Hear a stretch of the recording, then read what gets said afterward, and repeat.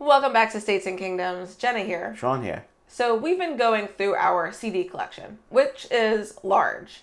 So we've been doing a few videos recently about kind of going back and looking through our CDs. It's a collection that... It's a record of our musical lives.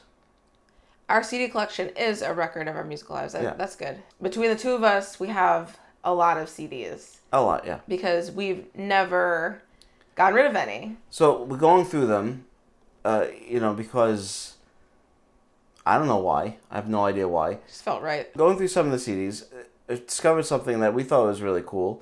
There's really only like one CD that we have two of.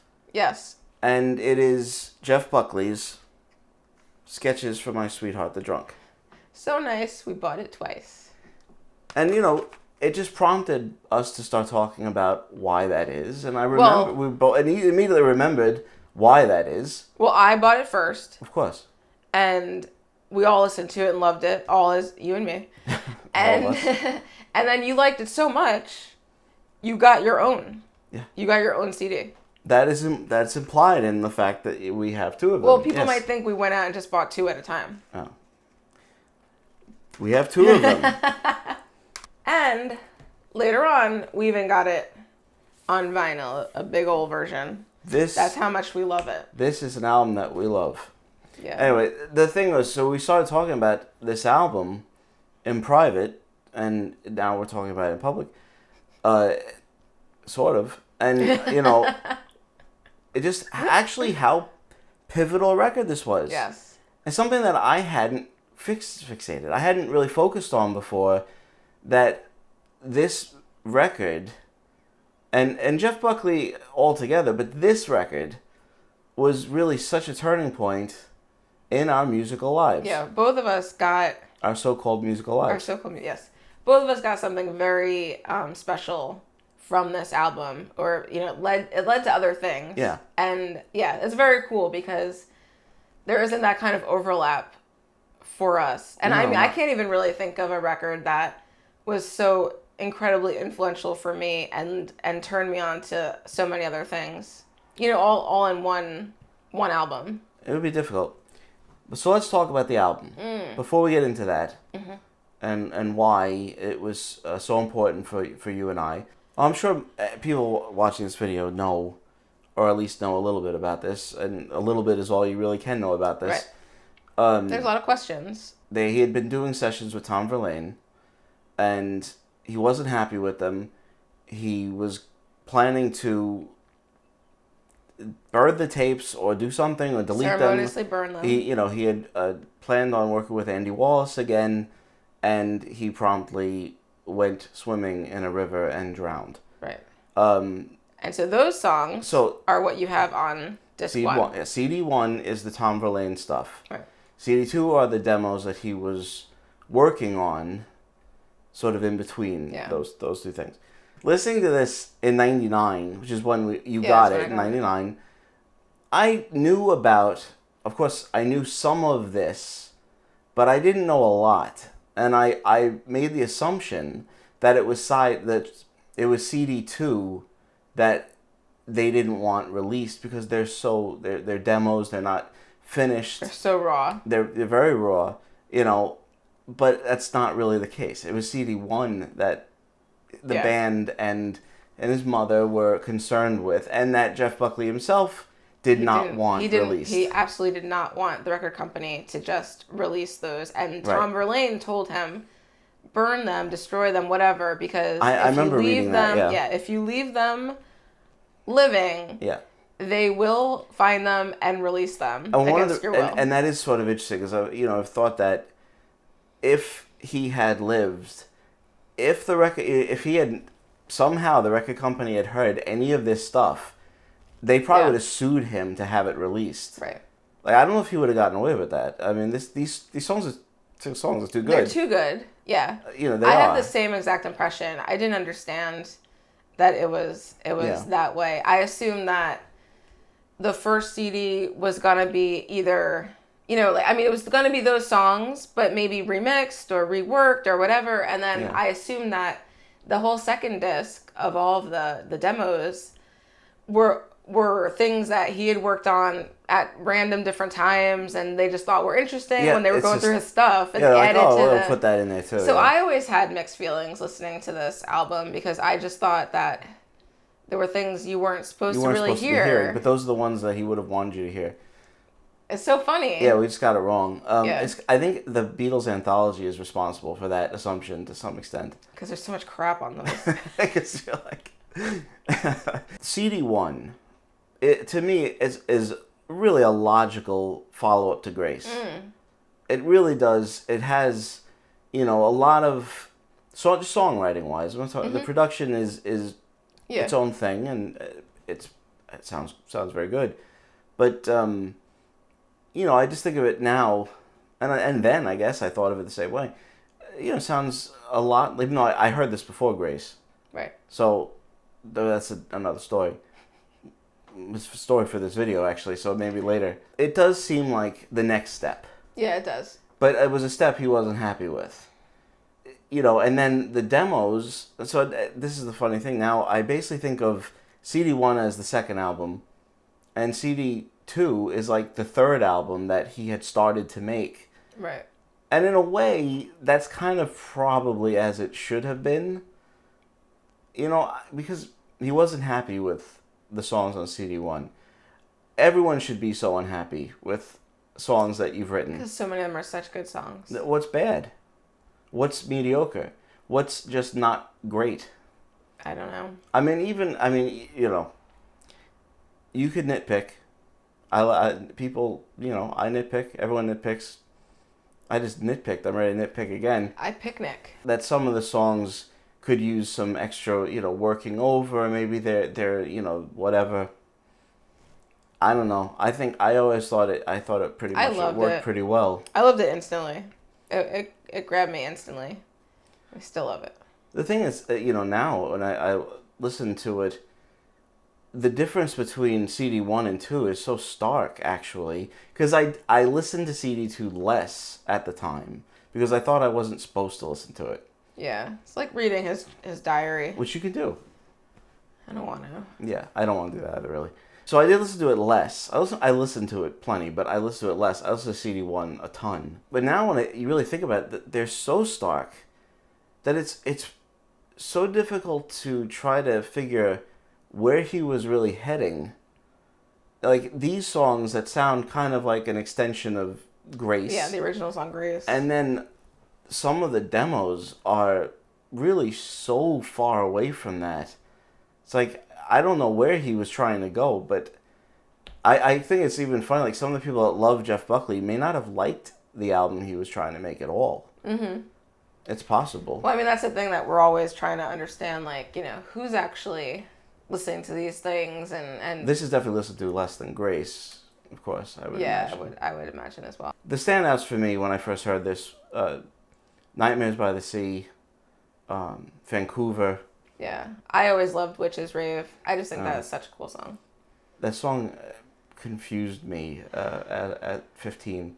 Look, there's no bad songs. No, not even close. Bad is a stupid term. No, it's not bad. There's no weak or mediocre. There's no songs that lag or drag. So even a song like New Year's Prayer that's slower and kind of trippy and more, and the two versions of more hypnotic and that is still very interesting. It doesn't drag or anything. And everything else is very, for the most part, very driving. Yeah. Very kind of like beat forward. Yeah, well, at the very least, you don't listen to Jeff Buckley unless you think he has a beautiful voice. So, at the very least, you've got that. I don't even want to talk about that. But one thing about this album that I always, and Jeff Buckley in general, but I really did focus on, is what an outstanding, brilliant rhythm guitar player he is. The guitar work on the two albums is exemplary. It's amazing. The guitar is central. It's not, it's clean, but it's so rich, and his ability, as a guitar player, is kind of overlooked. I remember, people saying he knew every chord and every inversion to every chord. Everything. He knew everything. And you can hear that. The textures on Vancouver. Yeah. Just stunning. Well, I mean, you brought up his voice, which I never even think about. Because obviously he has a great voice, and that's what everybody wants to talk about. But I'm here for the songs. Yeah. I'm here for the songs. I mean, on Grace, it's the songs. If he had a less than miraculous type of voice, I would still love these songs. Yeah. They are great songs, no matter who sings them. But of course, he also has that voice. And a cute little face. Sorry. Anyway, so, I mean, why was it so pivotal? Well, you got this in 99. I was 15. Yeah.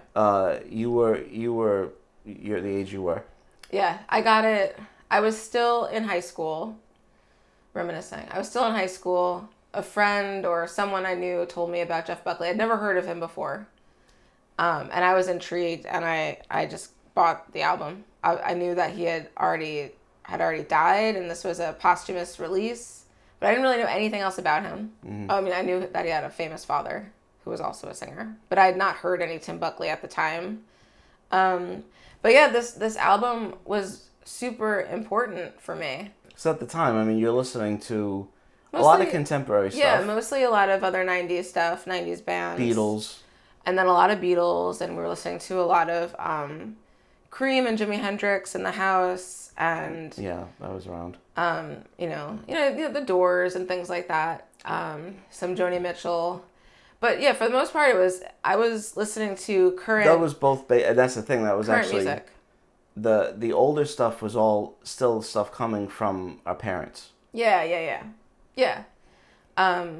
has no real bearing on anything. It just occurred to me. But that's true. It's true. Yeah, that's it's true. Just that stuff they listen to. So a big thing that I got off of this album that led to me exploring other things was Jeff's cover of Back in New York City on the second disc, Genesis, of course. And so I hadn't started listening to Genesis on my own at the time. Didn't know this song. I mean, this version of Back in New York City is so interesting. Yeah.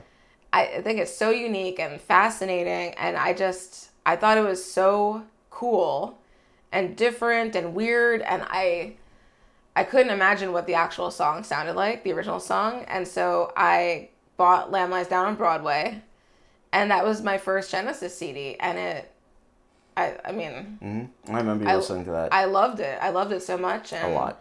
Became a huge Genesis fan, of course, went back and listened to everything and revisited things that I probably had heard as a baby, and a young little one, things that were around. But yeah, so... Just early 80s Genesis, yeah. It was really because of Jeff that I went right for that album. Mm-hmm. Well, his cover is actually extraordinary. I mean, he pares it down, and it still has the theatricality. It has the taking, boiling all of that down. And it's actually really a testament to, Genesis, of course. I mean, such an incredible song. Yeah. And Tony Banks' part, the way, that's being played, and the insistent bass, Wow. everything is just so well done. It's so, and it's still exciting. It is. And I would have been fascinating if he had followed that path. Yes. If that's kind of somewhere he was going, that would have been really interesting. Because also, Jeff Buckley got me to start listening to the Smiths again. Mm-hmm. Because I recently spoke in another video about CDs that we got and then left for a long time because they didn't really hit us immediately. Right. Well, so the Smiths' first album was one of those, right? Yep. So watching a performance of Jeff Buckley live, where he actually just randomly mentions during in between song banter that music in the 80s is bullshit, except for the Smiths. Yeah. And so I was like, maybe I should try the Smiths again. And there you go. Yeah, I did not get that. So for me, at 15, in 99, I was listening to heavy metal. All contemporary stuff was heavy stuff. I mean, it was like Deftones, Korn, but also heavier than that. And I was listening to the Beatles, Cream, and Jimi Hendrix, which is kind of heavy. A lot of Yardbirds. I love the Yardbirds. And that's, Bob Dylan, little Bob Dylan, but it's all 60s. Mm-hmm. And then anything newer was heavy. It had to be. I just wasn't interested in anything that wasn't. And we took a trip down to Florida and drove back up. And the car didn't have a cassette deck. It had a CD player. We assumed, we were so planned out for this trip, right? And we assumed that we were going to have a tape deck. And then it turns out the car had a CD player and no tape deck. And I'd only brought 2 CDs with me just for the plane ride down. So that's what we were stuck with. I brought nothing. Yeah, so we were stuck listening to Sketches and a Ben Folds 5 album. And I don't remember that one because I feel like I used Jeff Buckley to push Ben Folds further away. I like that a lot more now. I did not like Ben Folds 5 then. I understand. Of course, that's kind of the point of this. Right. So, we're listening to Jeff Buckley this whole trip. Yeah, he could not be denied. And probably the first thing that grabbed me was Nightmares by the Sea.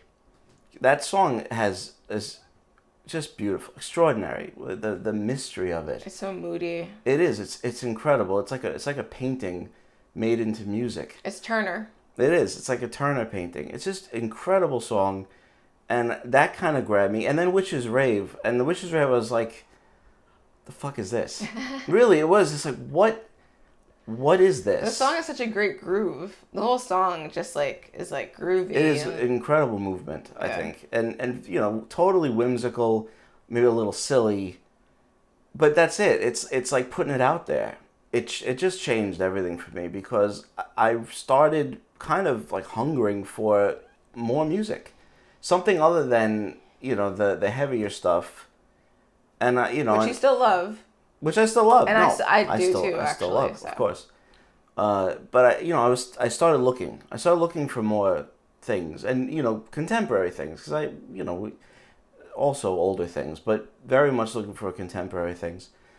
Also, it was Jeff Buckley doing Kick Out the Jams is why I got the MC5 stuff, and it's probably why I listened to the Smiths, even though that didn't work out the first time. You tried.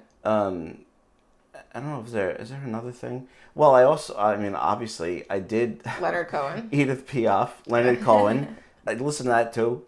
So I really did follow him around a little bit and, listen to various things, and Tim Buckley as well. It changed the course of my musical life, and ultimately the album that really capped it off was Ween's White Pepper when I found that, because that's a masterpiece, and that's an incredible record as well. Mm-hmm. And that was something I'd been looking for, because I'm always promised Beatlesque. I know. But it didn't always work out, And that one fit. That one I was like, this is the kind of Beatlesque I'm looking for. Mm-hmm. Getting this album when you're fairly young, and having listened to it continuously over the years. I mean, there aren't big periods of time where I don't hear these songs. I'm always listening to it, on and off. And when you really sit down and think about it and listen and push away the familiarity of it and really focus and see just how good they are, you're like, but they're actually amazing. Yeah. You're so used to them. This song has been in my life for so many years, and I've always loved it. But oh my goodness, it's so good. It is so good. And he really didn't want you to hear it.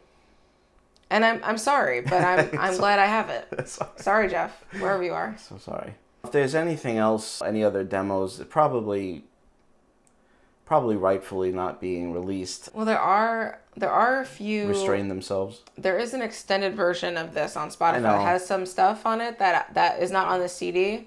Then, of course, the LP has Gunshot Glitter on it. Right. Which is the UK version. So our CDs don't have Gunshot Glitter. Which is really a great song. Which is a great song. Yeah. And more of a surprise and delight for me, because I haven't heard it so many times. The demos are hard to describe. I feel like I've listened to them for a very long time, and I'm still not sure what which direction he was heading with them, and yeah, or like, and yeah, I was never able to really gauge, like, were these just for fun? Like, is this what he did at night when he was by himself? Like, did he make these fun little songs? Yes and no. I mean, I don't think it was just for fun. I mean, he was I don't think he was having a lot of fun. No. So I mean, it seems like as I get older, I realize that. Well, the whimsy of the demos goes away, and the raw despair is what I'm focusing on now. Good. That's how it should be. On that note, thank you so much for watching our discussion of Sketches for My Sweetheart the Drunk. Let us know what you think of this album. Was it as important to you as it was to us? Make sure to like this video, please. Subscribe to States and Kingdoms if you're not already subscribed, and we will see you next time.